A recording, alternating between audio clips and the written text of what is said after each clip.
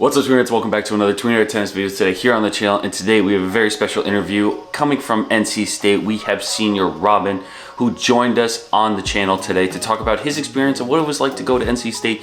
He's still going there, what his favorite memory was, and the answer might surprise you too. It actually surprised me, so I would love to have you guys share that opportunity to listen to that story as well. Robin was ranked in singles and doubles last year along with fellow partner Luca. He was all ACC second team last year, and he has a lot more potential, as well as a nice one-hander. I have to say, for a guy who's 6'6", to have a one-hander like that, very, very impressive. I'll be sure to leave his social media links down in the description below, so make sure to go show him some love. Make sure to go show NC State some love on their Instagram page as well. And as always, guys, thank you for letting us hit 3,000 subscribers on the channel. It's amazing to see our channel grow and our community grow. But I would love to grow this even more, get more people involved in these adventures, get more people involved in these interviews. So if you are not subscribed, make sure to hit that subscribe button. It's totally free, and we'd love to have you guys join the channel. And now, enjoy our interview with NC State senior Robin. Robin, thank you for joining me today, man. Of course. Appreciate it. Of course. First of all, how did you get into tennis? Let's start there. I was about 5 years old, and so back in France, you know, summer holidays, I had nothing to do really. My grandpa likes tennis, and yeah, he got me into it. We had a great tennis club really close to where I was living, and we found one of the best coaches in the area. And turns out he saw something in me, and I spent the next 15 years with him. So that's where it all started. And when did you decide that you wanted to take it more seriously, or what made you come to play college tennis? It was pretty early compared to most guys, I would say. Like, already starting 10th, 11th grade, I was already deciding that I really wanted to come, because someone in my family already had done that before. Okay. So yeah, I started the process pretty early, and who else in your family went through this process? Was it just for college, or was it for college athletics as well? For athletics as well, yeah. Okay. My uncle played at Harvard hockey. Oh. Yeah. So that's very impressive then. Yeah. That's very impressive. Yeah, so my surrounding knew the process a little bit. Okay. And did he help you in any way, or did he talk to you about the process? He's not there anymore. He passed away though. I'm sorry. But it's okay. But so I never had the opportunity to talk to him about it. But yeah, like I said, my surrounding had some knowledge about it. So. Oh, fantastic. And what was the deciding factor for you to come to NC State? The coaches, mostly. Okay. I think, yeah, they were the strongest arguments in the conversation. I was looking at other schools also, obviously. NC State wasn't my first choice. Okay. I had Stanford, I think, as my number one choice, but didn't get into school. And I mean, it was pretty obvious that NC State was second. And I'm actually glad that it turned out that way. Because now that I'm looking at Stanford's program and just all the programs in the country, I think we have one of the best coaches in the country.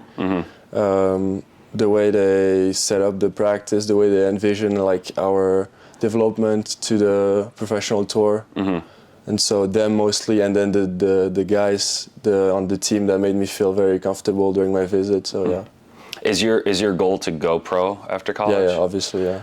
Obviously, I didn't know. Yeah, well. No. Like for me, it's obvious now, but yeah. Okay. Yeah. What was that? What's the process like of deciding that you want to go pro? Have you done anything extra, or have you noticed anything different that you're doing to kind of help you with that process? It wasn't. There was nothing really like sudden that marked that I wanted to go pro. Okay. I just had a really good summer. I spent like 5-6 weeks on tour, and I liked it, and I had good results. So that showed me that it was exactly what I needed to do, and just keep going in that path. And it's just a progression of what I've done the past 3 years. And like I said, the coaches, they really build you to be a professional tennis player, not a college tennis player. So. Oh, I love that. Yeah. And is that when you came into college too? Was there anything that you knew was going to be different about playing, say, juniors or ITF juniors to playing in a college tennis environment? I didn't play a lot of juniors. Okay. I kind of skipped through that phase compared to a lot of guys. Really? But I played a lot of adult tournaments in France. Okay. Compared to that, I mean, it's day and night. Even then, like the atmosphere, just the enthusiasm around college sports in general. Okay. Yeah, it's day and night, and the intensity of matches, playing for a team. I hadn't experienced anything like that before, so it's kind of a it first was all experience. new. Yeah. All new? It was all new in my first year. What was the biggest surprise, you think, when you played your first college match? What was that like?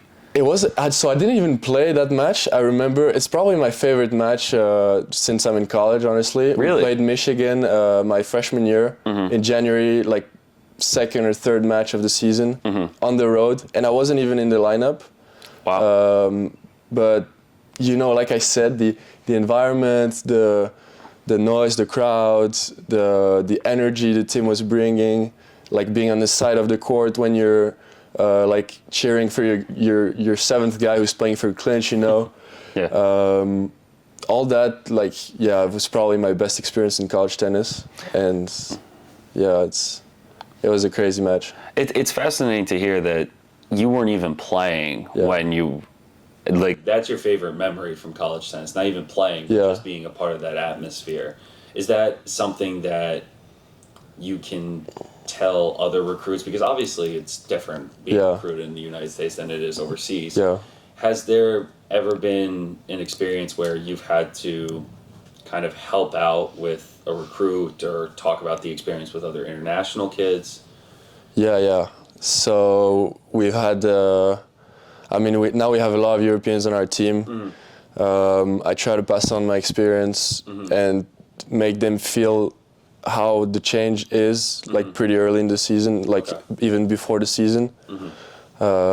Most guys adapt very well. Okay. I'm thinking last year we had another guy coming from France, a freshman, Damien, who had a tougher time than other guys to adapt. Okay. And but I really embraced it. I like, passing on what I lived in my experiences.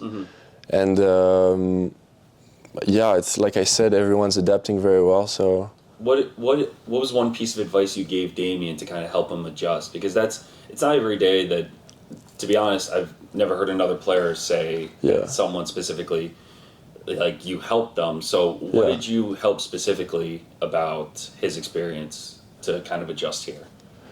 I think everyone's personality is different, obviously, and he's more quiet, doesn't express much on the court type of guy. He just had to embrace more, what's happening around him. Enjoy those experiences, like I said, that we never lived before as foreign guys. And I played doubles with him also. Nice. The first semester and a little bit early in the season last year. So I was able to help him on the court also, like with strategies and all that. Love that. Yeah, it was a good combo of everything. Are you a quiet or loud guy on court? I'm loud. Yeah, I'm very, very expressive. I like all the energy, the environment, and all. Yeah. Love that. And how would you describe your game on court? Yeah. Besides your loud personality. Yeah. So I'd say I'm an all-court player. Big serve. I'm playing deep in the court, far behind the baseline. Mostly countering guys. But I have that ability to finish a point with a serve and +1, also on my serve games, which I think that makes me very versatile on court. Well, obviously, since you're 6'7" and you can run faster than most guys that are my height with 6 foot, but do you see that as an advantage for yourself? Because when you have kind of the physical attributes and then having the speed and the athleticism, do you look for that as your number one advantage, or is there something else that you like to think that is your go-to weapon? That definitely is one of my top 3 advantages, I would say. Top 3? Yeah, physicality. My serve, like I said.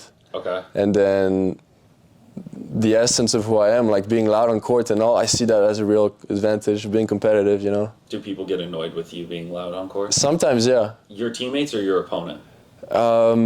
Both happened. Both happened.